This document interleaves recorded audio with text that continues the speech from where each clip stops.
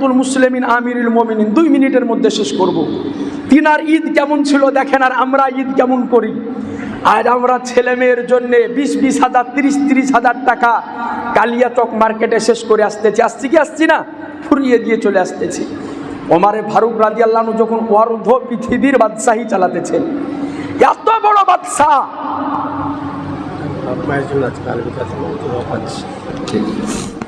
উনার বাপ মার জন্য 200 টাকা দিয়ে আল্লাহ যেন জান্নাতবাসী করে।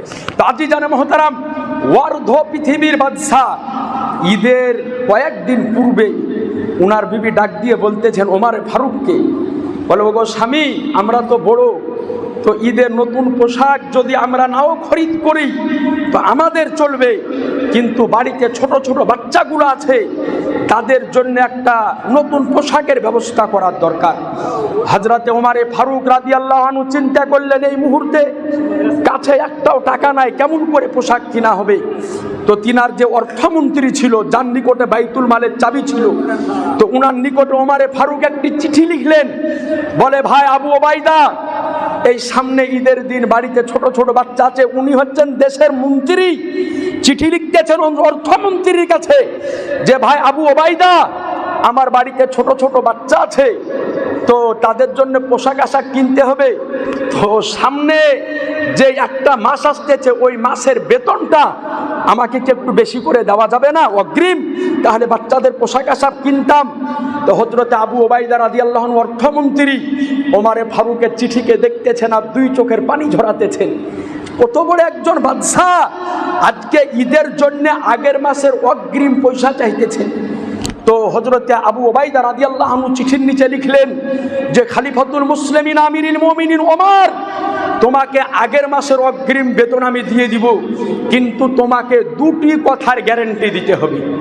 1 নাম্বার, যে সামনে মাস পর্যন্ত পৃথিবীর বুকে তুমি বেঁচে থাকবে, আর দ্বিতীয় তোমাকে গ্যারান্টি দিতে হবে যে সামনের মাস পর্যন্ত মদিনার মানুষ তোমাকে প্রধানমন্ত্রীর সিটে রাখবে। সুবহানাল্লাহ। এত বড় কথা যেমন লিখে ওমরে ফারুকের নিকটে পাঠালেন, অর্ধ পৃথিবীর বাদশাহ, সারা অর্ধ পৃথিবীতে যিনি বাদশাহী করতেছেন, যাকে নবী আমার জান্নাতের গ্যারান্টি দিয়েছেন, চিঠিটাকে খোলার পরে পড়তেছেন আর 2 চোখ দিয়ে ঝরঝর করে পানি ঝরতেছেন, বলতেছেন যে শোনো মদিনার মানুষ, আজকে আমি ওমরে ফারুক হাত উঠিয়ে তোমাদেরকে জানিয়ে দিলাম যে রাসূলে কায়নাত সাল্লাল্লাহু আলাইহি ওয়াসাল্লামের খলিফার দায়িত্ব আমাকে দিয়ে গিয়েছিল, আজকে ওই খলিফার দায়িত্ব পালন করে যদি কিছু না করতে পারি তো আমি একজন যোগ্য অর্থমন্ত্রীকে তার পদে আমি বসিয়ে রেখেছি। একটু জোরে বলেন না সুবহানাল্লাহ। যাকাত, এই প্রসঙ্গে একটা মশলা আপনাকে বলে দিই, যে হয়তো অনেকের মনে ধারণা হতে পারে যে যাকাত মনে হয় রমজান মাসেই দিলে হবে, অন্য মাসে দিলে হবে না। এটা কিন্তু নয়। এখন প্রশ্ন হতে পারে যে যাকাত শুধু রমজান মাসে দিই, অন্য মাসে কেন দিই না? মশলা হলো এটাই যে জাকাত অন্যান্য মাসে দিলেও আদায় হয়ে যাবে, কিন্তু অন্য মাসে দিলে যা নেকি হবে রমজান মাসে দিলে তার চাইতে 70 গুণ নেকি বেশি হবে। একটু জোরে বলা যাবে না? এই জন্যে সারা পৃথিবীর মুসলমান এই মাহে রমজানুল মুবারক মাসে একটি মৌলিক ইবাদত, আর্থিক ইবাদত, এই জাকাত আপনার আদায় করে থাকে। তো জেনে রাখবেন, এই মাহে রমজানুল মুবারক যারা বিশেষভাবে মাহে রমজানুল মুবারকের রোজা রাখে, ইবাদত বান্দেগীর মধ্যে দিয়ে মাসটাকে যারা পালন করে, এই মাস যখন বিদায় নেয় তাদের অন্তরে রক্তক্ষরণ হয়। কিন্তু দেখবেন যে যারা রোজা রাখে না, তার কাছে রমজান মাস একটা বোঝা হয়ে দাঁড়িয়ে যায়। ও খালি চিন্তা করে যে কবে বিদায় হবে, কবে বিদায় হবে। এই জন্যে দেখবেন যেই দিনকে 29 তারাবি কমপ্লিট হয়ে যায়, তো যে রোজাদার ব্যক্তি ও চিন্তা করে, ভাবনা করে আল্লাহ যেন 30টা সম্পূর্ণ হয়। আর যে রোজা করে না ও ঈদ করার লেগে লাফাই কুদ্দায়, বলে করেন কি করেন এরকম। কিন্তু যে আসলে রোজাদার ব্যক্তি, সে মনে মনে চাহিদা করে আল্লাহ 30টা রোজা যেন পরিপূর্ণ হয়। কিন্তু যে বেরোজগার, রোজা করে না, ও চিন্তা করে তাড়াতাড়ি রমজান পার হলে আমি রাস্তায় দাঁড়িয়ে বিড়ি টেনবো। এটা হয় তার ধারণা। তো আপনাকে বলি, এই যে মাহে রমজানুল মুবারক পার হবে, পার হওয়া রমজানুল মুবারকের পরে আমাদের সামনে আর একটা দিন আসছে, তার নাম হচ্ছে ঈদুল ফিতর, ঈদের দিন। তো ঈদের দিন একটা আনন্দের দিন, খুশির দিন। তো এই দিনটা আনন্দ করবে কোন ব্যক্তি? নবী আমার বলেন যে আনন্দ ওই ব্যক্তি করবে যেই ব্যক্তি সম্পূর্ণ মাসটাকে রোজা, সিয়াম এবং ইবাদত বান্দেগীর মধ্যে দিয়ে পার করলো, সেই ব্যক্তির জন্য ঈদের আনন্দ রয়েছে। কিন্তু দেখা যায় আমাদের মধ্যে যে রোজা করে না, ওকে তারাবিতে খুঁজে পাওয়া যায় না। ঈদের দিন ও 4 হাত পাগড়ি বাঁধে ইমামের পেছনে আগে, ঠিক কিনা? কিন্তু যে ব্যক্তি রোজাদার, ঈদের আনন্দ তো তার জন্যেই। তো যাই হোক, ওই দিকে যাচ্ছে একটু পরে। আপনার নিকটে আরজ করব যে এই মাহে রমজানুল মুবারক যিনারা যেমন করে পারলেন আপনারা ইবাদত বান্দেগি করলেন, আর মাত্র কয়েকটা দিন। কিন্তু আসলে আজকে এই জুমা আল বিদা পড়া হয়ে গেল, মানে মাহে রমজান আমাদের নিকট থেকে বিদায় নিয়ে নিল। সুতরাং আপনাদের নিকটে আরজ করব, আর যে কয়েকটি রোজা আমাদের সামনে রয়েছে, এটাকে এই কয়েকটি রোজাকে পালন করুন এবং খুব ভালোভাবে আল্লাহর নিকটে তওবা ইস্তেগফার করুন। এবং আগামীকাল আসতেছে আমাদের নিকটে এক বিরাট বড় দিন, তার নাম হচ্ছে শবে কদরের রাত্রি। যে রাত্রি সম্পর্কে আল্লাহর নবী অগাধ অনেক ফজিলত বর্ণনা করে গিয়েছেন। জেনে রাখবেন, আল্লাহর দরবারে আপনার মাপ পাওয়ার জন্যে, ক্ষমা পাওয়ার জন্যে যে কোনো একটা আমলই যথেষ্ট। একটা আমল যদি আল্লাহর দরবারে কবুল হয়ে যায়, ওর বাদাওলাতে আল্লাহ পাক আপনার জীবনের গুনাহকে মাফ করে দিবেন। এই পৃথিবীর বুকে একজন বিখ্যাত মুহাদ্দিস এসেছিলেন, হাদিস বিশারদ, যিনার নাম হযরত আব্দুল্লাহ ইবনে মুবারক রাদিয়াল্লাহু আনহু। বিশাল বড় মুহাদ্দিস ছিলেন। তো তিনি পবিত্র মক্কা শরীফ গিয়েছেন হজ করার জন্য। হজের কাজ কমপ্লিট করে কাবা শরীফের পাশে ঘুমিয়ে রয়েছে। হঠাৎ স্বপ্নের মাধ্যমে দেখতেছেন যে আসমানের উপর থেকে 2 জন ফারিস্তা নাজিল হয়েছে। একজন ফারিস্তা আর একজন ফারিস্তাকে বলা বলি করতেছে যে তুমি খবর রেখেছো? বলে কি হয়েছে? বলে এই বছর বিভিন্ন জায়গা থেকে এই মক্কাতুল মুকাররমাতে কমবেশ 6 লক্ষ ব্যক্তি হজ পালনের উদ্দেশ্যে এসেছিল, কিন্তু আল্লাহ একজন ব্যক্তিরও হজকে কবুল করেনি। হযরত আব্দুল্লাহ ইবনে মুবারক রাদিয়াল্লাহু আনহু আশ্চর্য হয়ে গেলেন স্বপ্ন দেখে। না জানি কোথা থেকে মানুষ হজের কাজে এসেছে হজ করার জন্যে, আর তাদের হজ আল্লাহর দরবারে কবুল হয়নি। এটা খুব দুঃখজনক কথা। তিনি আবার ঘুমিয়ে গেলেন। একটু পরে আবার দেখতেছেন তো আরেকজন ফারিস্তা বলতেছে যে তবে একটা খুশির খবর। বলে কি? বলে ইরাকের মুলকে শামের দামেস্কের একজন ব্যক্তি, ওর নাম হলো আলী ইবনুল মুওয়াফিক। সেই ব্যক্তি হজ করতে মক্কাতুল মুকাররমাতে আসে নাই, কিন্তু তার ওসিলাতে আল্লাহ 6 লক্ষ ব্যক্তির হজকে কবুল করে নিয়েছে। একটু জোরে বলা যাবে না? আর একটু আওয়াজ দিয়ে। তো হযরত আব্দুল্লাহ ইবনে মুবারক রাদিয়াল্লাহু আনহু চিন্তা করলেন যে খোদা, তোমার কেমন বান্দা, না মক্কা শরীফ আসলো না মদিনা শরীফ আসলো, কিন্তু ওর ওসিলায় 6 লক্ষ মানুষের হজ কবুল হলো। মনে মনে চিন্তা করলেন, এই রকম একজন নেক ব্যক্তির জিয়ারত না করা পর্যন্ত আমি আব্দুল্লাহ ইবনে মুবারক নিজের বাড়ি ফিরবো না। সঙ্গে সঙ্গে নিজের বস্তাবরি যা ছিল গুটিয়ে নেওয়ার পরে দামেস্কেতে আসার পরে পৌঁছানোর পরে তিনি খোঁজ লাগালেন যে আলী ইবনুল মুওয়াফিকের বাড়ি কোথায়।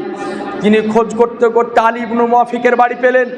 যাওয়ার পরে দরজায় খটখট করে আওয়াজ দিতেছেন। আওয়াজ দেওয়ার পরে আলী ইবনুল মুওয়াফিক বের হলো। হযরত আব্দুল্লাহ ইবনে মুবারক বলে যে ভাই আলী ইবনুল মুওয়াফিক, তোমার ব্যাপারে মক্কাতুল মুকাররমাতে এই রকম স্বপ্ন আমি দর্শন করে এসেছি। বলো ভাই, তোমার জীবনের সবচাইতে বড় নেক আমল কি? বলে ওগো ভাই আব্দুল্লাহ ইবনে মুবারক, শোনো, আজ 30 বছর থেকে আমার মনে তামান্না ছিল যে আমার রসুলে কায়নাতে রওজা আনোয়ারের সামনে দাঁড়িয়ে একবার নবীকে আমি সালাত ও সালাম পেশ করব। এই উদ্দেশ্যকে কেন্দ্র করে আমি 1 পয়সা 2 পয়সা করে 3000 দিরহাম আমি একত্রিত করেছিলাম যে পবিত্র মদিনা শরীফ মক্কা শরীফ যাব। একত্রিত করার পরে কাগজপাতি রেডি, যেই দিন হজে বের হব আগার দিন রাত্রি বেলাতে বাড়িতে আমি আরাম করতেছি, আমার বিবি ছিল অন্তঃসত্ত্বা, পেটে ছিল বাচ্চা। তো আমার পাশের বাড়িতে মাংস রান্না হয়েছিল, তার বাড়ির রান্নাকৃত মাংসের খুশবু আমার বাড়িতে আসতেছিল। তো আমার বিবি বলল, ওগো স্বামী, আমার পেটে বাচ্চা রয়েছে, তো আমার মাংস খাওয়ার খুব ইচ্ছা করতেছে, পাশের বাড়িতে রান্না হয়েছে, আপনি এক বাটি মাংস একটু চেহে নিয়ে আসুন। হযরতে আব্দুল্লাহ ইবনে মুবারককে বলে, ভাই শোনো, আমি পাশের বাড়িতে গেলাম, যাওয়ার পরে বললাম যে ভাই, তোমার বাড়িতে তো মাংস রান্না হয়েছে, আমার বিবি গর্ভবতী অবস্থায় আছে, তো একটু মাংস আমাকে দাও না, আমার বিবিকে নিয়ে গিয়ে খাইয়ে দিয়ে তার মনের আশাটা পূরণ করে দিই। ওই ব্যক্তি হাত জোড় করে বলে, ওগো ভাই আলী ইবনুল মুওয়াফিক, শোনো, তুমি একজন নেক ব্যক্তি, তুমি পবিত্র মক্কা শরীফ যাওয়ার উদ্দেশ্যে নিয়াত করেছো, এই মাংস শুধুমাত্র আমার জন্য হালাল, কিন্তু তোমার মতো একজন নেক ব্যক্তির জন্য এই মাংস হারাম। তিনি বলেন যে ভাই শোনো, তুমিও মুসলিম, আমিও মুসলিম, তোমার জন্য হালাল, আমার জন্য হারাম কেন? বলে, ভাই শোনো, আজ 7 দিন হয়ে গেল বাড়িতে আমার চুলাতে আগুন পর্যন্ত জ্বলেনি। প্রতিদিন সকাল বেলায় কাজে যাই, কাজের উদ্দেশ্যে যাই, সন্ধ্যাবেলায় খালি হাতে ফেরত আসি। গতকাল সকাল বেলাতে ঘুম থেকে উঠার পরে বাচ্চাগুলার দিকে তাকিয়ে দেখলাম, তো বাচ্চাগুলা ক্ষুধার জ্বালায় কান্না করতেছে। মনে হলো যে আজকে যদি খাবারের ব্যবস্থা করতে না পারি, তাহলে হয়তো বাচ্চাগুলা শ্বাসত্যাগ করে মারা যাবে। তাই আমি সকাল বেলাতে জঙ্গলের আজকে বাজারের দিকে গিয়েছিলাম, যেই জায়গাতে মরা পচা পশুকে, জন্তুকে ফেলে দেওয়া হয়, ওখানে যাওয়ার পরে দেখলাম একটা মরা গাধাকে ফেলে দেওয়া হয়েছে। আর ওই মরা গাধাটার বেশ কিছু জায়গা পচে গিয়েছিল, কিছু কিছু জায়গা ভালো ছিল। ওই জায়গাগুলিকে কেটে নিয়ে আসার পরে আমার বাড়িতে রান্না করা হয়েছে। ওগো ভাই আলী ইবনুল মুওয়াফিক, শোনো, আজকে ক্ষুধার তাড়নাতে সন্তান আদির জন্যে এই খাবার আমি রান্না করেছি, এটা আমার জন্য হালাল, কিন্তু তোমার জন্য হারাম। ওগো ভাই আব্দুল্লাহ ইবনে মুবারক, শোনো, আমি 2 চোখের পানিকে ফেলতে ফেলতে নিজের বাড়িতে আসার পরে চিন্তা করলাম যে আমার মদিনা শরীফ এই বছর নয়, সামনে বছর জিয়ারত হবে, কিন্তু আমার প্রতিবেশী আজকে না খেয়ে মারা যাবে, এটা আমি সহ্য করতে পারি না। তাই হজে যাওয়ার উদ্দেশ্যে যতগুলি টাকা একত্রিত করেছিলাম, সমগ্র টাকা আমার প্রতিবেশীকে আমি ওই দিন দান ও সাদকা করে দিয়েছিলাম। একটু আওয়াজ দিয়ে বলেন না সুবহানাল্লাহ। বলে, ভাই এটাই হচ্ছে আমার জীবনের আমল, এ চাইতে আমি আর কোনো আমল করি নাই। বলে, ভাই শোনো, তোমার এইটুকু দান ও সাদকা করার ওসিলায় আল্লাহ তোমার জন্য 6 লক্ষ হাজির হজকে আল্লাহ পাক কবুল করে নিয়েছে। সুতরাং জেনে রাখবেন যে আমরা নিজে ভালো খাই, কিন্তু পাশের বাড়ির একটু খবর নেওয়ার দরকার।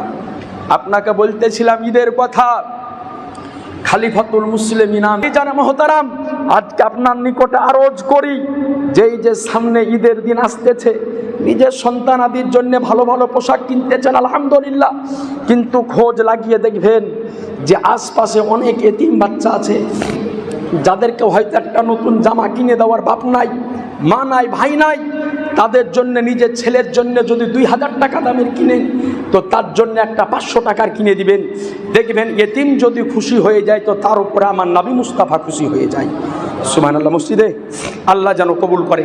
তো আজই জানে মুহতারাম, আপনাদের নিকট আরজ করব, আজকে জুমা আল বিদা, এই মাহে রমজানুল মুবারক বরকতময় মাস আমাদের নিকট থেকে আজকে বিদায় নিয়ে চলে গেল।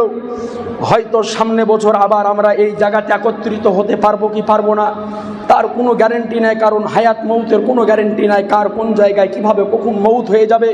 তা আপনাদের নিকট আরজ করব, যেহেতু আজকে জুমা আল বিদা, আজকের দিনে ফরজ নামাজটি পড়ে সকলে চলে যাবেন না, একটু সম্পূর্ণ নামাজটি কমপ্লিট করে নবীর ওপর দরুদ ও সালাম পড়ে আমরা আজকে এই জায়গা থেকে এই জুমার ওসিলা দিয়ে আজকে আল্লাহর নিকটে আমরা সকলে দোয়া করে আজকে এই জায়গা থেকে বিদায় নিব। বলেন ইনশাআল্লাহ, জোরে বলেন না ইনশাআল্লাহ।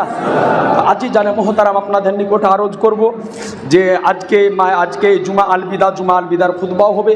তো আপনাদের নিকটে আবেদন যে আল্লাহ রব্বুল আলামিন আজকের এই দিনের উসিলায় যেন আমাকে, আপনাকে, সকলকে যেন মাফ করে দেয়। ঈদের দিন যখন আসতো, ঈদগাহাতে যাওয়ার পরে হযরত ওমর ফারুক রাদিয়াল্লাহু আনহু দুই চোখ দিয়ে এত পানি ঝরাতেন যে দাড়ি ভিজে ভিজে ভিজে ভিজে পানি আজকে তিনার দাড়ি ভিজে ভিজে জমিনে পড়তো। অন্যান্য সাহাবীরা জিজ্ঞাসা করতেন খলিফাতুল মুসলিমিন ওমর, আনন্দের দিন, খুশির দিন, এই দিনে সব আনন্দ করতেছে, খুশি করতেছে, তা আপনার দুই চোখে পানি কেন? বলে শোনো, সবাই তো ঈদের খুশি নিয়ে মেতে আছে, কিন্তু আমি চিন্তা করতেছি যে এই যে একটি মাস রমজান মাসে আমি ইবাদত করলাম, এটা আল্লাহর দরবারে কবুল হয়েছে না হয়নি? একটু জোরে বলেন না। সুতরাং আরজ করব যে যে যতটুকু পারবেন আজ এবং কাল, আজকে জুমা আল বিদা, আগামীকাল শবে কদর, এই দুটা দিন খুব দান ধ্যান করেন, সাদকা করেন। সাদকার কত কোন জানেন? আর একটা হাদিস শরীফ আপনাকে শোনাই। হাদিসটি মিশকাতের মধ্যে এসেছে এবং তিরমিজির মধ্যে এসেছে। হযরত আনাস রাদিয়াল্লাহু আনহু বর্ণনা করেন যে নবী আমার বলেন, যখন আল্লাহ এই জমিনকে সৃষ্টি করলেন, এই জমিনকে সৃষ্টি করার পরে জমিন হিলতে আরম্ভ করলো, তো এই জমিনকে স্থির করার জন্যে আল্লাহ পাক এই জমিনের ওপরে পাহাড়কে রাখলেন। পাহাড়কে যখন রাখলেন তো জমিন দাঁড়িয়ে গেল। জমিন যখন দাঁড়িয়ে গেল তো আল্লাহর ফারিস্তার আল্লাহকে বলেন যে আল্লাহ, জমিনকে তো যে দাঁড় করিয়ে দিল তার নাম হলো পাহাড়, তো পাহাড়ের চাইতে শক্তিশালী কিছু আছে? তা আল্লাহ বলেন যে পাহাড়ের চাইতে যেটা শক্তিশালী তার নাম হচ্ছে লোহা। তো ফারিস্তারা বলে আল্লাহ, এই লোহার চাইতে শক্তিশালী কিছু আছে? তো আল্লাহ বলেন যে লোহার চাইতে শক্তিশালী হলো আগুন, যে লোহাকে গলিয়ে দিতে পারে। তো আল্লাহকে বলেন যে আল্লাহ, এই আগুনের চাইতে শক্তিশালী কিছু আছে? তো আল্লাহ বলে যে তার চাইতে শক্তিশালী পানি, যে আগুনকেও নিভিয়ে দিতে পারে। বলে পানির চাইতে শক্তিশালী মসজিদে, বলে পানির চাইতে কিছু শক্তিশালী আছে? তো বলে হ্যাঁ আছে, তার নাম হচ্ছে হাওয়া, যে পানিরও দিক পরিবর্তন করে দিতে পারে। এবার ফারিস্তারা বলে আল্লাহ, এই পানির চাইতে হাওয়ার চাইতে শক্তিশালী কিছু আছে? তা আল্লাহ পাক বলেন যে আমার শেষ নবীর উম্মতের মধ্যে যারা ডান হাতে সাদকা করার বাম হাতে টের পায় না, এটাই সবচাইতে শক্তিশালী। একটু জোরে বলেন না। তো সুতরাং এই সাদকা হচ্ছে বিশাল বড় এক পুণ্যের কাজ, নেকির কাজ। তা আজকে সারাদিন জুমা আল বিদা, মাগরিব পর থেকে আপনার আগামীকাল সন্ধ্যার আগা পর্যন্ত, তারপরে আপনার পড়ে যাবে শবে কদরের রাত্রি। তা আপনাদের নিকটে আরজ করবে এই দুটো দিন খুব দান করেন, সাদকা করেন। জেনে রাখবেন, জমিনের ওপরে আছেন, ভালো কাজ করার সুযোগ আছে, জমিনের তলে চলে যান, একটু আর সুযোগ নাই। আমার আপনার মতো হাজার হাজার মানুষ জমিনের তলে আজকে আকাঙ্ক্ষিত অবস্থায় আছে। যদি জমিনের ওপরে যেতে পারতাম তো ভালো কাজ করে আসতাম, কিন্তু তার আর সুযোগ নাই।